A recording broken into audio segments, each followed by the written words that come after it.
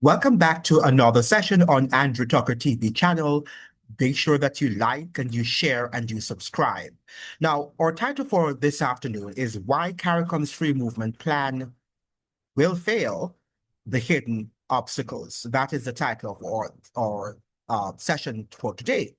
Now, CARICOM's promise of free movement across the region is now facing serious hurdles. According to the Gleaner, the plan involving four Caribbean countries is already running into political and logistical resistance. Now, we have four Caribbean countries that are slated to be participating in this pilot project for the free movement of Caribbean citizens into one Caribbean, should we say, one regional bloc. We have Belize, we have Dominica, we have Barbados, and St. Vincent and the Grenadines.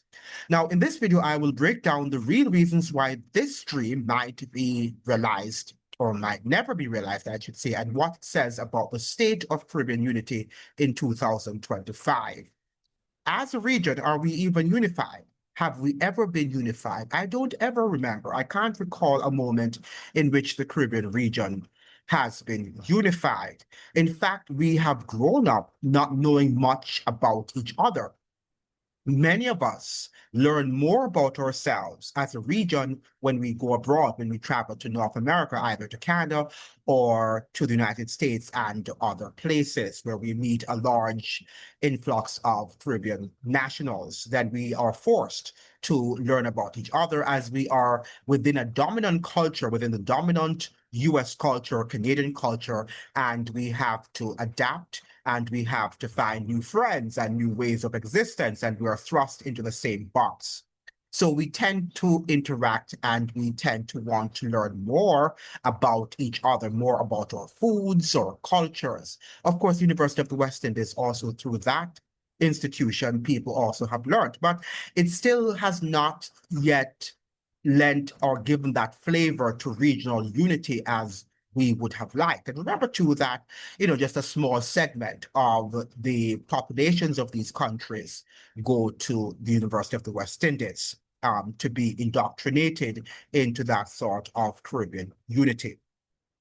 Now, some people are happy about it. The regionalists, the integrationists, the ones who tend to be what you call on the political left, tend to think that when we are a bloc, whether you belong to the European Union or you belong to a North American Union or a South American Union, then that is going to, bring us into a better state of affairs. I don't think so, because that is what they're trying to put us into what is known as a one world government. And that is the agenda, really, to merge everything together. But is it going to work? And is this a new sort of venture? It's not a new venture. This is not a new experiment. Remember now that we had in the Bible when they were building the Tower of Babel, which is confusion. That is what it is when they're building this tower, and the symbolic um, gesture in terms of putting all nations together. That is what you would call the new Babel, the new Tower of Babel, which means confusion.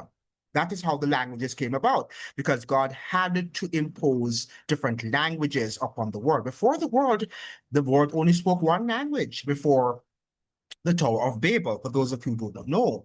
And many linguists, that is the only evidence they have to suggest how languages might have evolved and how languages emerged, how it came into being. There is no other evidence based on what they have had. The biblical evidence is correct. It is through that means that God divided the world, because God's intention is not for the world to come together under one block. He is the one who has created the different nation states, the different languages for us to function in. It doesn't mean, therefore, that we can't visit other countries. And if we want to learn, or through immigration, through the normal immigration process, that we can visit countries and we can share our skills or talents or education with these different cultures or religious beliefs. However, to suggest that we are just going to have free movement from one place to another, that's wishful thinking, it's delusional, and it's going to create a lot of chaos. And that is, it has already, or it is already creating that chaos. We saw what happened in the European Union, and if you speak to a lot of Europeans, you can understand that that thing did not work very well. It worked well for a few citizens, but it didn't work well for the large majority. Many of them lost a lot of their life savings when they actually converted their currencies, their local currencies, into the euro, whatever you want to call it. Okay, so you have to understand that. So all of this one currency that they want to put us in and have us, traverse one island to the next, it's not going to work because our systems are different. Let us say, for example, that Barbados, for example, has a much more, social safety network in terms of what we call I forgot the word now. Wow, my words are evading me this morning. But the social security state, if you will. All right, they have much more of leveraging leveraging social security in the benefit of their people, right? To benefit their people. In Jamaica, for example, we have less of that. We have less social security network to help our people, like free healthcare, free education. Okay, up to the I think university level. We don't have that. Okay, it's subsidized. We have subsidized healthcare and subsidized education. So I think that we are going to have lots of problems. So when the Barbadian goes to Jamaica and he or she expects to get all of those benefits, how is the state going to provide him or her with all of those benefits? And it is in that sort of on that premise that I will look at some of the key points here that that was brought out in an article published by the Daily Gleaner. And it's entitled Free Movement Among CARICOM Nations Expected to Face Implementation Hurdles. Although Jamaica could benefit from joining the 4 Caribbean Community CARICOM countries that have recently implemented free movement of their nationals among themselves, Damian Gordon, lecturer in the University of Government, or the Department rather of Government at the University of the West Indies, Mona campus, believes differences in values, structural, ideological, and execution barriers may hinder any such move by the government. And he's right. Differences in values, structural, ideological, and execution. Okay? We are very likely to experience many ideological, institutional, and implementation hurdles in terms of building solidarity and national consensus for unrestricted free movement, mainly because in the over 52 years since the establishment of CARICOM, member states have made very little progress in cultivating a strong regional identity. Which, do we really have a strong regional identity? We live in different parts of the globe. Jamaica is domiciled in a different part than, say, Trinidad and Guyana. We have different demographics. We have different religious beliefs. Some are more Catholic, some are more Protestant, some have more religious pluralism.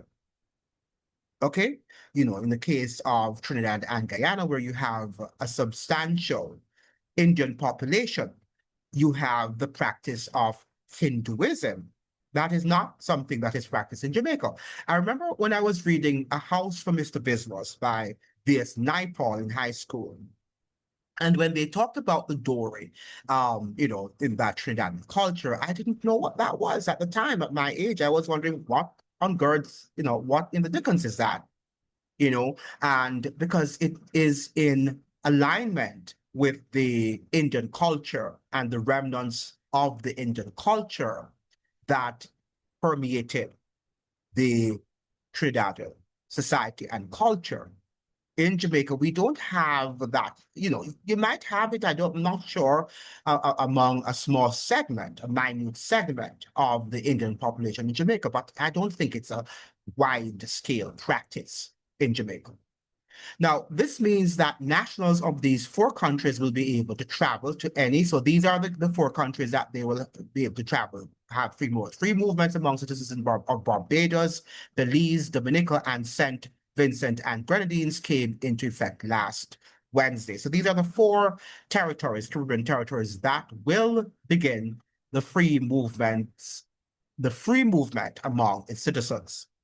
This means that nationals of these 4 countries will be able to travel to any of these territories to reside, work, and remain indefinitely with the right to access emergency and primary health care, as well as public primary and secondary education for their children.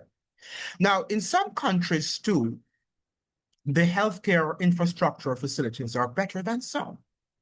Would people want to go there to access healthcare for their children? And, so we have to also look at that. How are we going to make more inclusive or economic and or medical healthcare educational development? How are we going to make these inclusive and have some equity in these sort of social systems and institutions? We have to, if we are going to think about people wanting to move freely from one country to the other. They will no longer be limited to temporary entry of up to 6 months or to work under the CARICOM skills regime. The decision by the 4 member states to implement full free movement ahead of the other member states was approved by CARICOM heads of government during their meeting in July 2025. This arrangement falls under the Enhanced Cooperation Protocol to the revised Treaty of Chaguaramas, which provides for groups of at least 3 CARICOM member states to pursue deeper regional integration efforts among themselves, with the option for other member states to join later. One of the things you can count on our leaders of the Caribbean to do is to make rash decisions, illogical, irrational, and decisions that are not carefully thought about. And oftentimes, they do not consult the citizens of their respective countries. And if they wanted this to succeed, the people should have been consulted.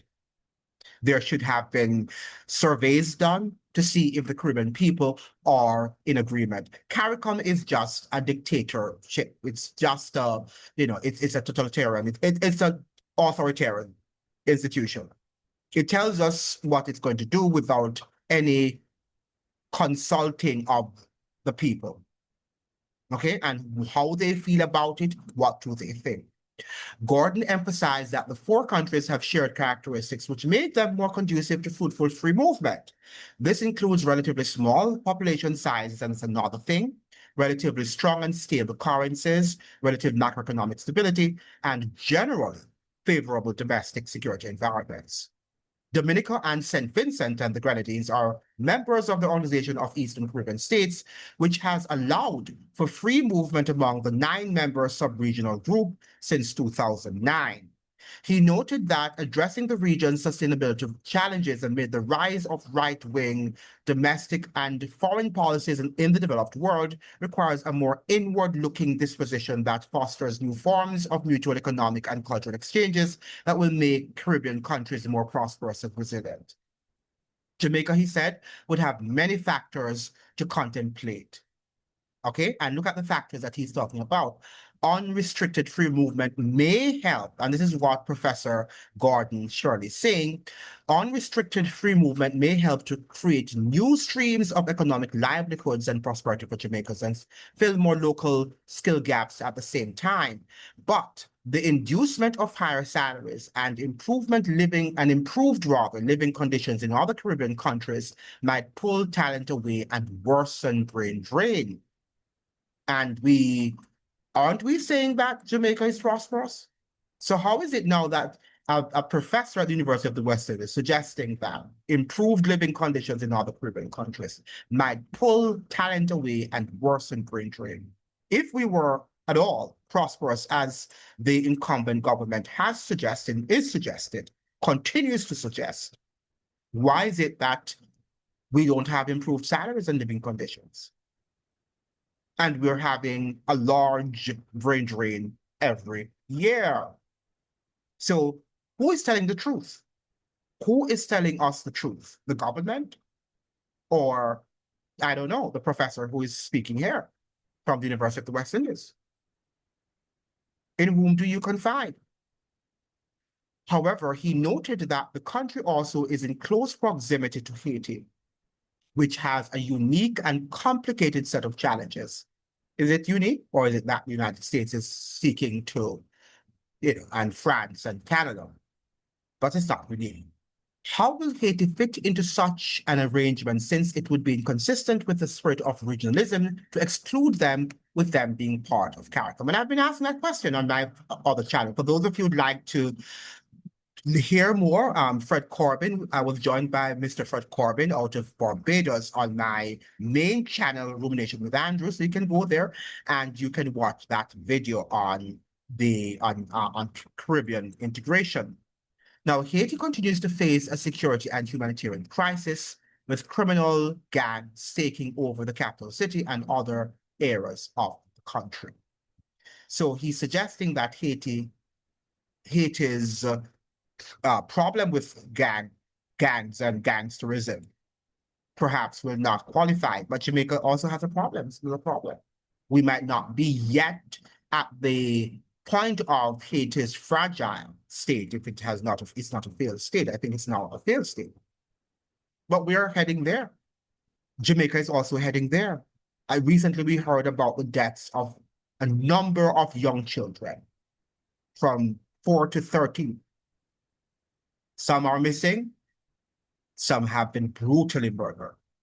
Brutally unalived, I should say, because the algorithm doesn't permit you to say certain words. You have to be careful what you say on this platform, as if I can't use the English language anymore.